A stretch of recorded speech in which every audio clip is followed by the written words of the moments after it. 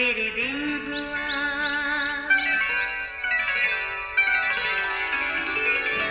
नया फिर दिन हुआ, पुरानी रात का करे सो शुक्र हम खुदा की जात का, खुदा की जात का, नया फिर दिन हुआ। आज की आयत। यीशु ने खड़े होकर हुक्म दिया कि उसको मेरे पास लाओ। जब वो नज़दीक आया तो उसने उससे ये पूछा, तू क्या चाहता है कि मैं तेरे लिए करूं? उसने कहा, आए खुदावंद ये कि मैं बीना हो जाऊं। यीशु ने उससे कहा, बीना हो जा, तेरे ईमान ने तुझे अच्छा किया। लूका 18 बाब 40, 41 और 42वीं आयत। अजीज़ों, बस पर सवार होते ही अक्सर आपने ये दर्दनाक आवाज़ ज़रूर सुनी होगी, अखियाँ वालों, अखियाँ बड़ी नेमत हैं। पीछे मुड़कर देखें तो एक आदमी आंखें बंद किए, एक हाथ में कशकोल पकड़े और दूसरे हाथ से एक बच्चे को थामे बस में हर सवारी को आंखों की नेमत पर शुक्र करने की याद दहानी कराता है। बेशक बिनाई खुदा की दी हुई बड़ी नेमत है, जिससे हम खूबसूरत कायनात और उसकी कुदरत के करिश्मे देखने के लायक होते हैं। ऐसे ही बिनाई से महरूम लोग राह के किनारे, मार्केट में और जहाँ लोगों का ज़्यादा आना जाना हो, बैठे भीख मांगते देखे जाते हैं। खैर, भीख मांगना उनकी मजबूरी है और ये मांगने के हकदार भी होते हैं। इनकी मदद करना हमारा फ़र्ज़ भी है। हाँ, ये खोज लगाना हमारा काम नहीं कि वाकई कौन अंधा है या यूं ही मांगना एक पेशा बना रखा है। बस हमें अपना काम करना है, बाकी का काम वो जाने। अजीज़ों, कलाम मुक़द्दस में यीशु ने अपनी ज़मीनी ज़िंदगी के दौरान बेशुमार अंधों को आंखों की रोशनी फिर से लौटाई। इनमें कई जन्म के अंधे भी थे। याद रहे, सिर्फ अंधों ही को नहीं बल्कि हर तरह के बीमारों और लाचारों को खुदा ने अपने नाम की कुदरत से शिफा दी। वो जहाँ भी जाते बेशुमार बीमारों को शिफा मिलती। अपने इन मौजज़ों की वजह से हर तरफ उनकी शोहरत फैल जाती।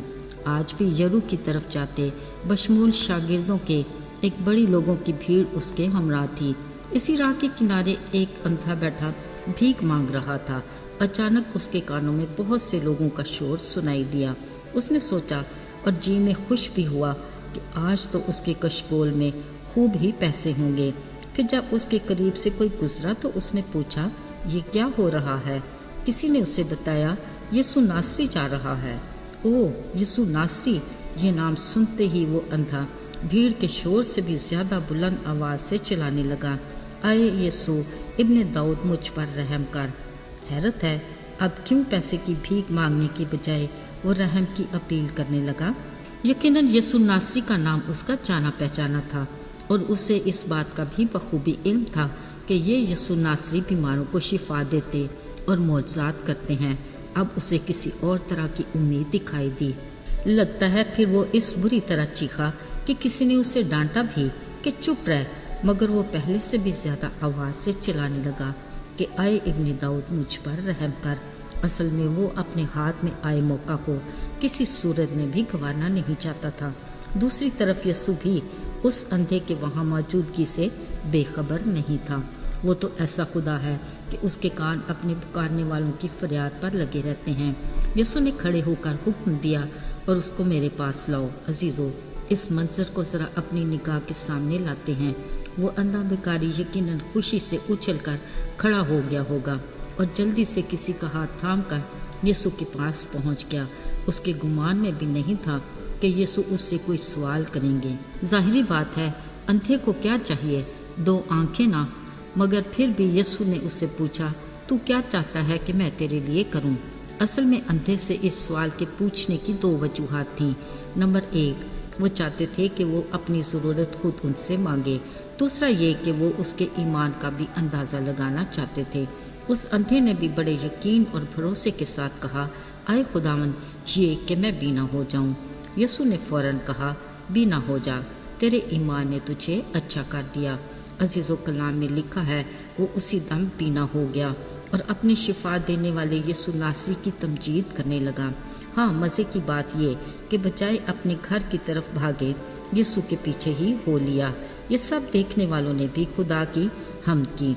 अजीज़ो, اس حمد کرنے والے لوگوں کے بارے میں ایک سوچ آتی ہے کہ ان لوگوں کو اس اندھے بکاری کو خود سے یسوع کے پاس لا کر اسے شفا دلانے کی سوچ کیوں نہ آئی؟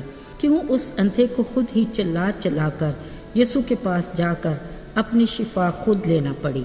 عزیزو، اس میں خدا کی حکمت پوشیدہ ہے۔ اس نے فرمایا، مجھے پکارو، میں تمہاری طرف متوجہ ہوں گا اور جواب دوں گا۔ یاد رہے، یہ وہ پیغام ہے جو آج ہمارے لیے بھی ہے۔ دیکھا جائے اکثر ہم اپنی روزمرہ زندگی میں کئی مشکلات سے دوچار ہوتے ہیں، بہت سے مسائل بھی ہیں۔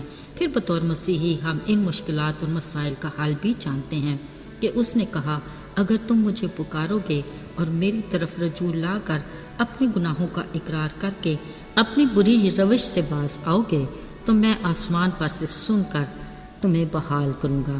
بلا شبہ اس عادل منصف خدا کے اٹل وعدے ہماری زندگی میں پورے تو ہوتے ہیں، مگر ہم ان مشکلات سے آزاد ہو کر خدا کی پیروی کرنے کی بجائے پھر اپنی پرانی زندگی میں لوٹ جاتے ہیں اور اپنی روزمرہ زندگی میں اس قدر مصروف ہو جاتے ہیں کہ ہمیں اس کی تمجید کرنے کا موقع بھی نہیں ملتا۔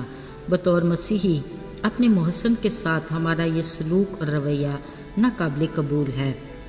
افسوس، ہم خود کو اس کی برکات کا حقدار تو سمجھتے ہیں، مگر یہ نہیں جانتے کہ اس کی برکات کو کس طرح حاصل کریں۔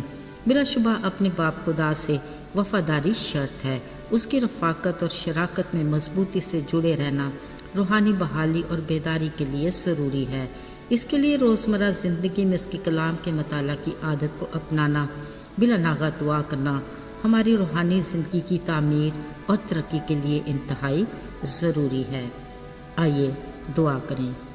آئے خداوند خدا، قادر مطلق باپ، تو کس قدر عظیم خدا ہے، تو معجزات کا خدا ہے اور آج بھی وہی قوت اور اختیار رکھتا ہے۔